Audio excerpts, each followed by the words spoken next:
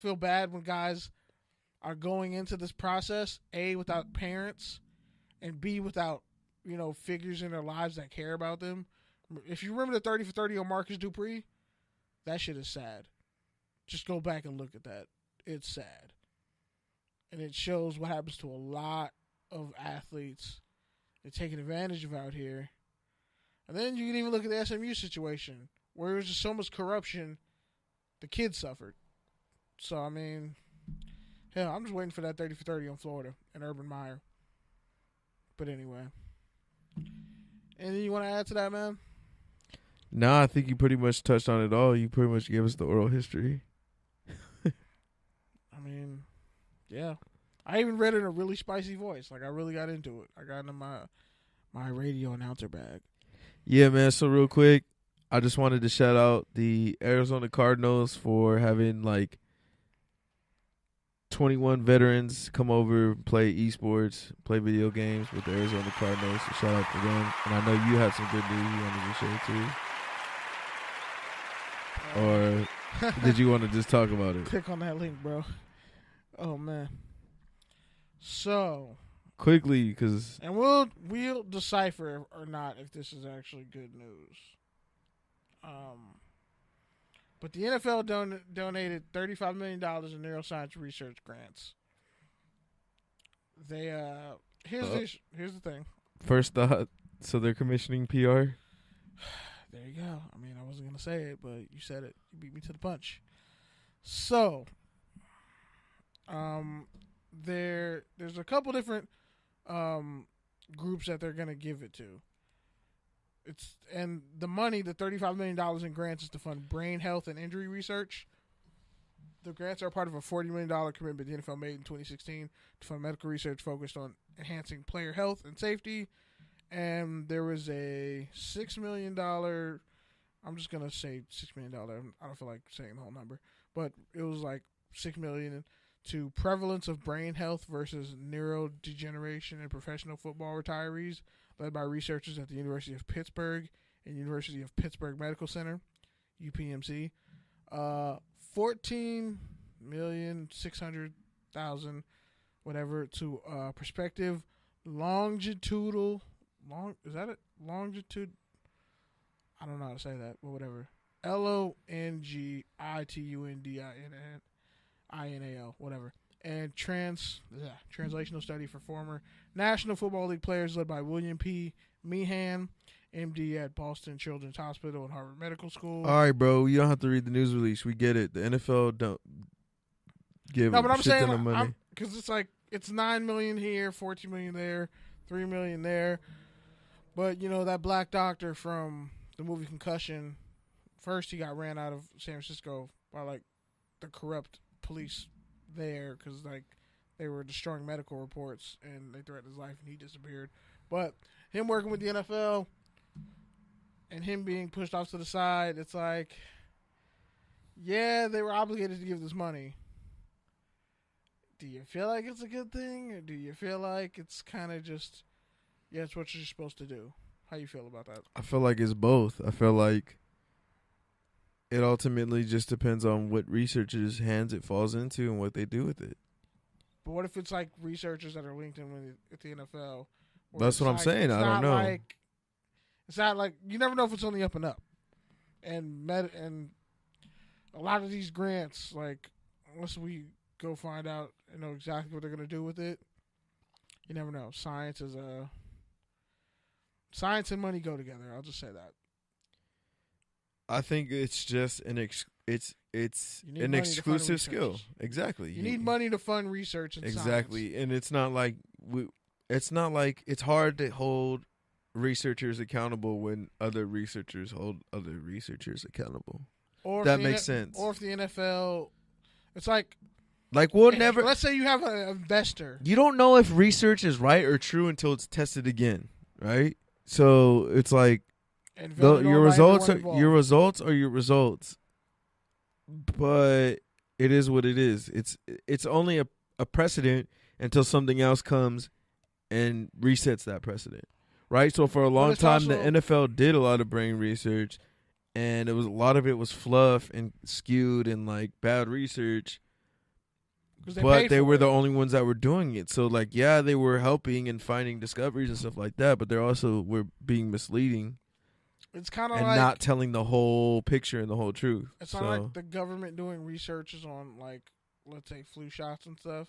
They didn't really tell us all the findings behind their medical. I mean, I think part of it is it's hard to as well because you don't really know until if you reveal the it's full been truth happening to people, for a long time. Yeah, but I'm saying like you're paying, it's like you're giving out the money. It's like these screens, right? It's like you can that money comes attached with a promise. It's like screens. It's like anything else. It's like technology. It's like we did studies and people were cool, so we wrote it out to the public.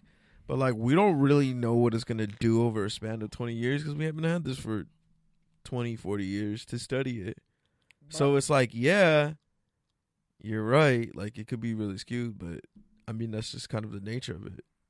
It's like the same way in wrestling where Vince is really, like, they don't really publish they don't publish injury reports. Like, that's why CM Punk, he finally won his lawsuit against WWE a while back, but like, because whoever you're paying the money to, whoever you're giving the money to, in science, well, team doctors is a whole different thing. No, but I'm saying doctors is a whole for different like thing. institutions, if you're giving them money, they're beholden to you for the type of not necessarily. That's why they have foundations. That's why they have foundations, like and that's why you have universities. But it's like those are supposed to be the institutions that funnel and oversee it and create that kind of degree of separation. Yeah, but right. So it's like you have the hospitals that raise money. You have the nonprofits that fund the hospitals that raise the money. So they're the ones who're supposed to be kissing ass to the investors and stuff like that. And the doctors and the researchers are supposed to be doing their own shit independent of that. But corporate always ties into to what they do in the medical field. Because like let's say we want. Well, yeah, because that's where the money is. So it's like that's what I'm saying. Whoever gives you the money. It's like, I'm going to pay you money to go look in that dark corner. So you're not going to find something in the other dark corner because I'm pointing you in that direction. And what if you find something that I don't like and I just gave you all this money to tell me bad news? But that's what the institution is for, and that's why they're supposed to be operating independently of that. That's what I'm saying. That's the problem when it comes to these organizations and the money in the medical field. It's a lot of corruption. It's a lot of just. I mean, that's it's a lot of unfortunate institutions and bureaucracies and of course organizations. But I'm saying, as long as there's that much money involved in these medical institutions, like what watchdog groups are making sure? Okay, what is this institution going to do? We want to be involved in the step by step, progress of where this money. Other researchers. That's really all it is. It's other researchers. It's other hospitals. It's a rat race. That's what it is. It's a race. All these there may be like 1 or 2 NFL players really trying to get ahead of this, but how many actually are the players union trying it? By the way, speaking of players unions, but yeah, man, the NBA. Go ahead. We're over time, so I'm trying to get to their hands. Yeah, you want to go first? Yeah, man. So pretty much, New York. The Empire State, the place I always dreamt about going, the place I used to talk to coworkers about, place I seen on TV, place I heard about in podcasts, New York, the media capital of the world. Honestly, I got there and I was like, this is what all the hype is about? Because realistically,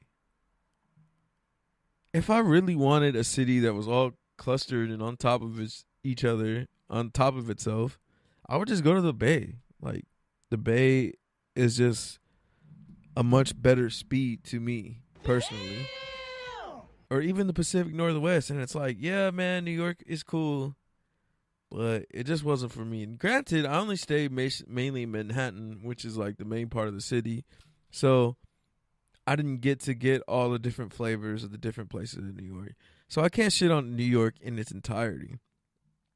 But I guess that was really the biggest part that I was kind of like disappointed with, was that it wasn't like the heart of the city, the place you see on TVs. Like, it wasn't as diverse as I would have liked it, and it wasn't as like nitty gritty as I would have liked it. Because, it's like I think about downtown LA and Hollywood here, and it's like even Santa Monica.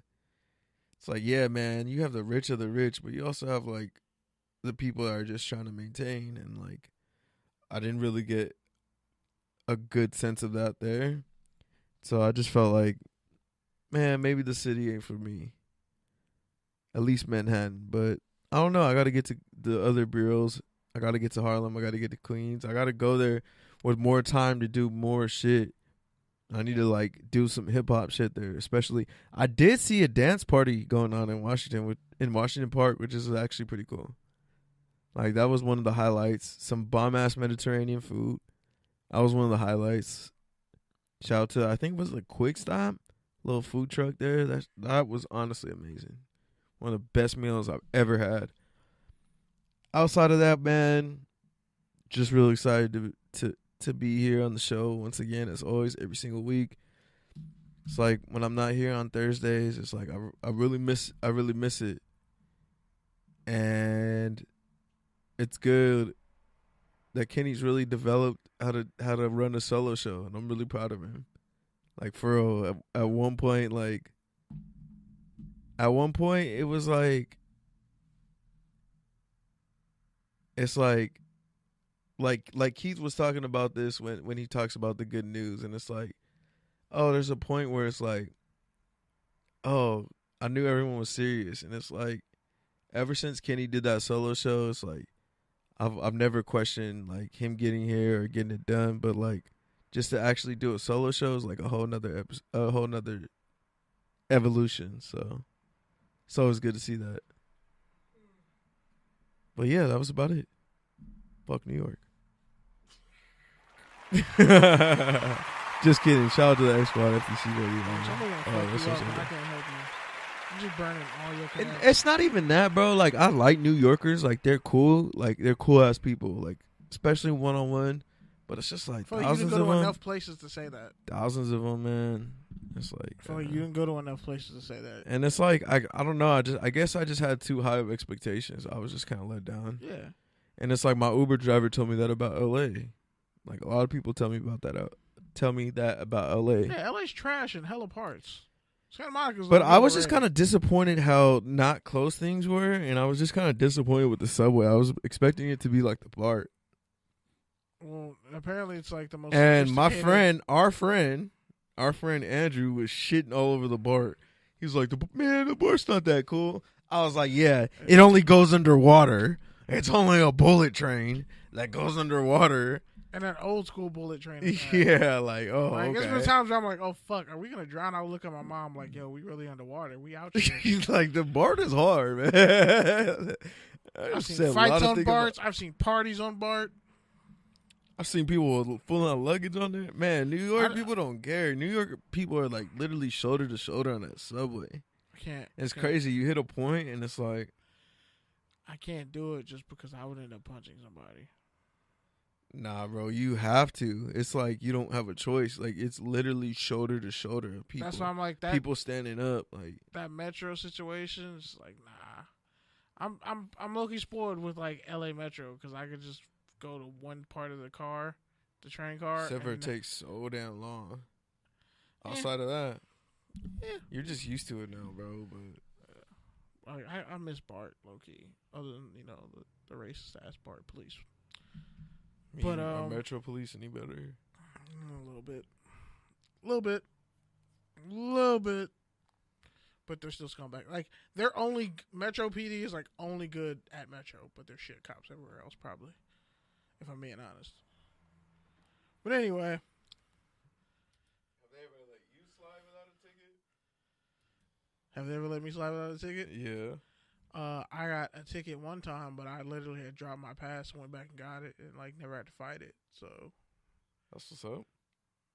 But that bitch still gave me a ticket, so fuck her. All right, man. Nah, she's a really nice lady, but she just had to do her job. But she was kind of a bitch about it. But anyway, Bus Stop Chronicles. Oh shit! Oh man. This is what I've been meaning to talk about on the Bus Stop Chronicles. I technically got pepper sprayed in the face a couple weeks ago. Last week. Wait, what? Mace in my fucking mouth. Like, wait, what? This light skinned chick, I swear, man, a lot of these light skinned chicks,